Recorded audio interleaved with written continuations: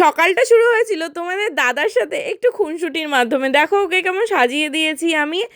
চলে গেলাম বিকেলের দিকে তাতায়ের সাথে কিছু সাজানোর জিনিসপত্র কিনতে। সাজানো মিন্স ঘর সাজানোর, কারণ আজকে ছিল আমার মানির ছেলের বার্থডে। আর দিদি হিসেবে দায়িত্ব পড়েছিল আমার ওপর, অবশ্য দাদা হিসাবে অর্ণবের ওপরও পড়েছিল, কিন্তু ওর শরীরটা তোমরা জানো যে খারাপ, তাই ওকে আর আমি প্রেশারটা দেইনি। চলে গিয়েছিলাম আমি আর তাতাই, সেখান থেকে ডেকোরেশনের জিনিসপত্র কিনে চলে আসলাম ওদের বাড়িতে। আর এই দেখো বার্থডে বয়, যার শরীর আজকে ছিল ভীষণ খারাপ, ওকে দেখে আমার যে এত খারাপ লাগছিল।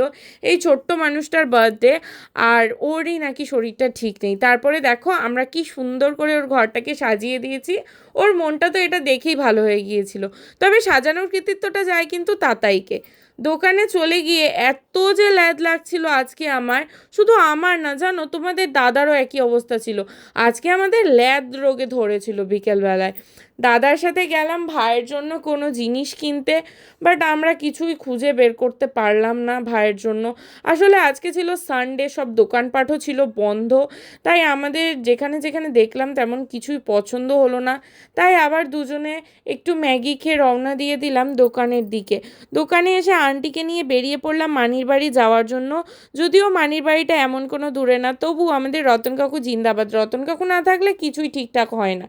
চলে গেলাম মানির বাড়ি, আর এখানে চলে এসেছিল সব আত্মীয় স্বজনেরা। এই হলো আমার ছোট্ট বুনু, আর এই হলাম আমি তোমাদের মৌসুমি। এখানে একটা থামস আপ, অবশ্যই তোমাদের দাদা চলে আসলো, দাদার সাথে আর একটা থামস আপ হবেই হবে। তারপর আমরা বসে গেলাম আমি দাদা তাতাই মিলে খেতে। আর মানি করেছিল নিজের হাতে ফ্রাইড রাইস, চিকেন। আর আমি ফ্রাইড রাইস খুব একটা পছন্দ করি না, তাই আমি নর্মাল প্লেন রাইস খেয়ে নিলাম। তারপরে এখানে হচ্ছিল সবার গিফট আনবক্সিং।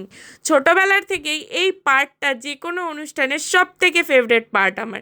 তারপর সবাই মিলে আমরা চলে আসলাম আমাদের বিল্লোতে করে বাড়ি। আর এই দেখো কেমন ছোট বাচ্চার মতো তাতাইকে আজকে আমি কোলে নিয়েছিলাম। তো ওকে দেন বাই, কালকে ফিরছি নতুন কিছুর সাথে। Bye bye.